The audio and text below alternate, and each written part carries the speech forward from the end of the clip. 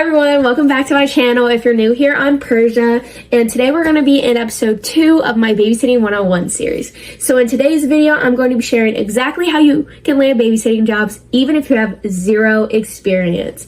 If you're just starting out or wondering how do I get families to trust me with their kids, I got you. I'm sharing some tips that helped me get my first clients and that still work for me today. Keep watching.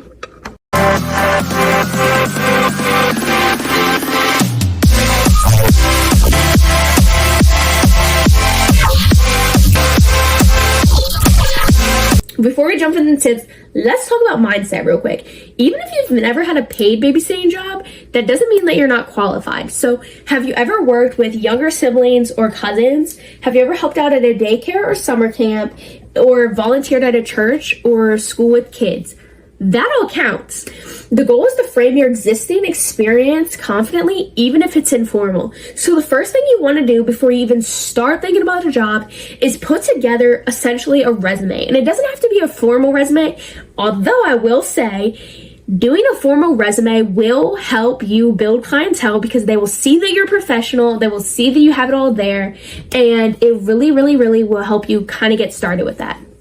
So you want to take all of that information. So the key things you want to do is experience. So literally all of those points that I just gave you, that can all go into experience. Even if your parents left you home for 10 minutes to watch your younger siblings, that's still babysitting. It doesn't matter the duration. It doesn't matter if they're family members. That's still babysitting. So you want to put that on there.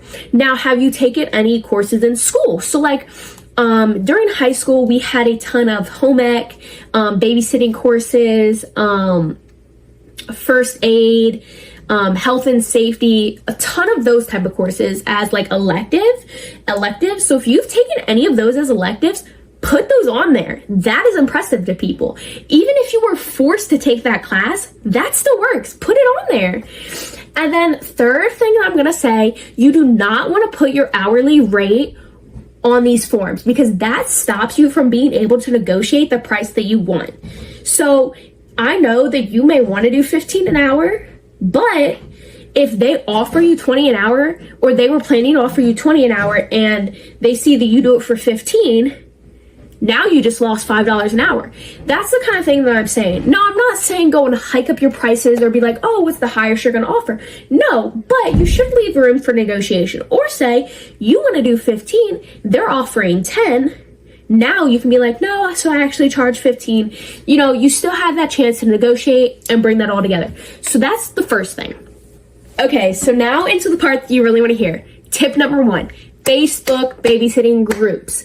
So I know you guys may not have thought of this one, but when you really let it sit in, it makes so much sense.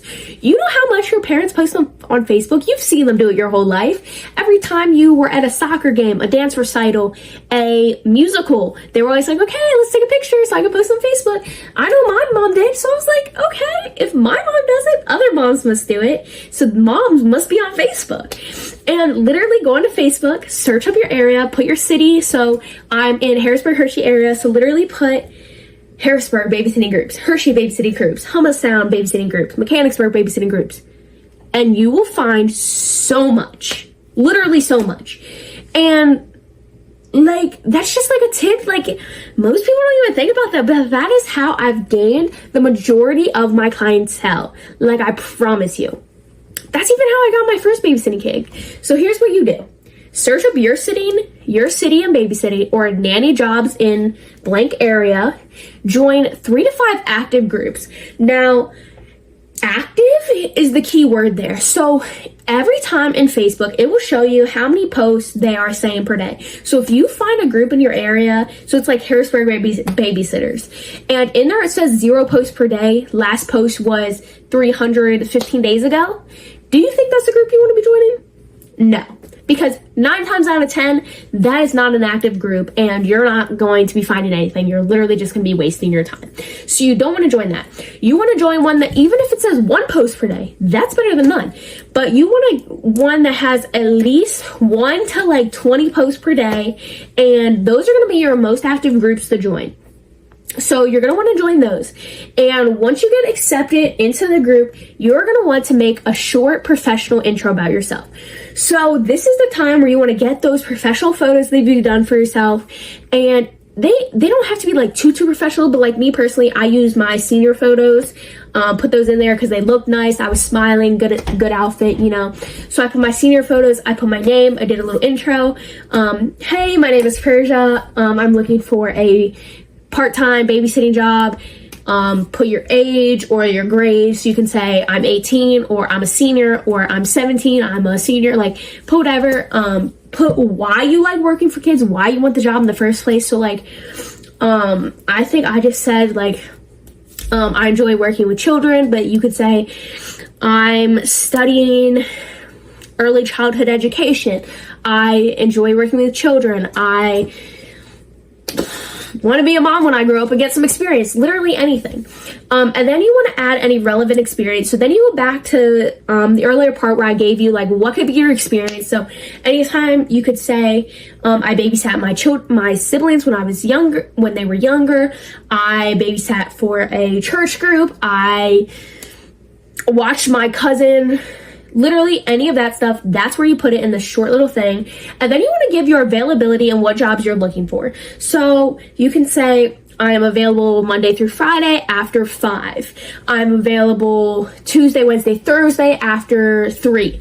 Literally put your availability in on when you want to work, and don't make it too broad where you're like always available, but just genuinely think about when you want to work and when would be a good time for you, and then put that in.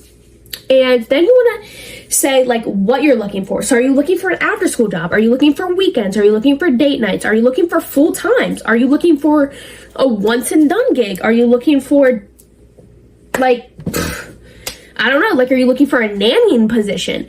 Literally any of those, put that all in there and just make a nice little short professional bio.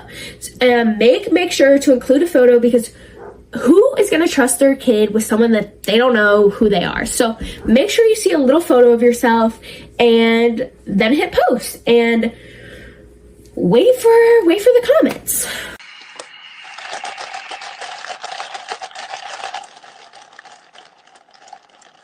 Okay, tip number 2 is word of mouth. Never, never, never underestimate the word of mouth. Start by letting people know that you're available for babysitting. So literally tell your mom, tell your dad, tell your stepmom, tell your stepdad, tell your siblings, tell your friends, tell your neighbors, tell the random lady at the grocery store that you see with a child. Literally just get it out. Get it out. Text your aunts, your neighbors, old teachers, family friends. Literally anyone you know who has kids, or know someone that has kids, or someone that you would think would want babysitting. So like if you remember 2 months ago that your neighbor Sally was like, hey, I'm still looking for a babysitter. Well, she was talking to your mom about that. Go down and talk to your neighbor Sally and let her know that you're available for babysitting. Word of mouth is so powerful. Literally anything like that. Once you get a job and do well at it, the word will just like spread. And that's what kind of happened for me. So make sure that you're being reliable. So if you say that you're going to be there Tuesday, do everything in your power to be there Tuesday. Show up on time. If you say you're going to be there at 8 o'clock, do your best to be there at 8 o'clock. This is something I still struggle with.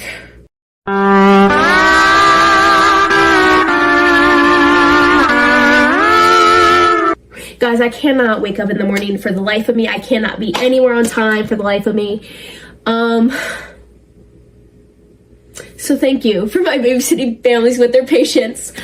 Send a little text update to the parents while you're babysitting. So if the parent seems a little nervous about leaving the child with you, or you're the first time that they've had a babysitter, text them throughout. You know, if they're eating a snack, send them a picture of their child. Be like, just made them strawberries and blueberries, or they are enjoying the strawberries we had. Send them a picture of them watching TV. oh, we just put on Bluey, literally anything, and I promise you that parent is going to feel so much more secure having you watch their child because they saw those updates, they know their child is okay, and they didn't have to beg for you to do it. That's an important one. So text them little updates when you're babysitting, because these small little things is what's going to build trust and keep these parents like that are going to pick you out of other babysitters. Because if there's 4 babysitters and you're the one who sent them updates, or you're the one who showed up on time, you're the one who's reliable, and these other ones aren't, guess who they're going to pick next time they want a babysitter? Ding, ding, ding, they're gonna pick you. So make sure you're doing all of these things, and they're gonna help you out so much in the long run. Okay, so tip number 3 is to use websites like Nanny Lane. This is the one that I have had the most success on. I'm sure there's others, but I want to share what I've used and had the most success on. So this site is great for new sitters because families can search by experience level, when you want to start, if you're a beginner, expert, whatever, and they can see if you're responsible or not. They can see if you have your verification, they can see if you have CPR, they can see your availability, they can see your rates, they can literally see everything about you that you put in there. And so you want to be able to use this site because you can also see the families, you can see the families' profiles, you can see their needs, their wants, their hours, what they're willing to pay you, about where they live, like the city they live in, and all of those great things. So this is a great site to use, but like I did caution in the first video, there are some posts from way back when, so you just want to be cautious when using this, and I'd say use it along with the other one of the 2 tips, because I wouldn't just use this tip alone, just because again there can be a lot of old posts, so you might not find always new ones to really build your clientele, but I do still recommend it. So when you're going to build your profile, make sure you are filling out everything. And I mean everything.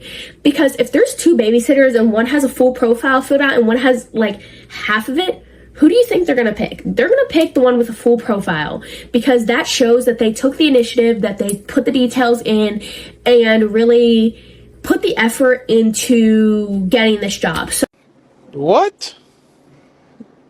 Bro, what are you talking about, man? So what you want to include is a short bio that highlights your personality and why you love kids. You're going to put relevant experience. Again, we talked about that earlier. Your availability and rate. This is one that you could put your rate in, because they do search by rate. So that's a good one to put your rate in.